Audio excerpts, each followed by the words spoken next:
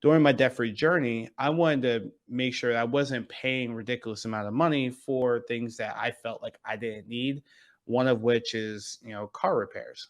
Again, times that I took frugality way too far. So in this example, the car would get really hot, and a lot of times during the summer it will get super hot enough where the car will overheat.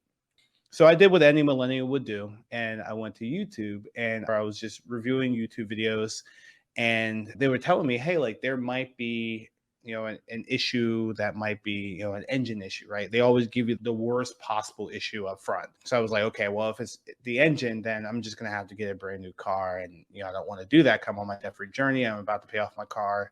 Eventually, after doing that, I decided to take it to this guy, right? You always have a guy in the Northeast. Like, I have a guy, and he told me, he was like, no, it's the fan in the car that helps to cool down the engine.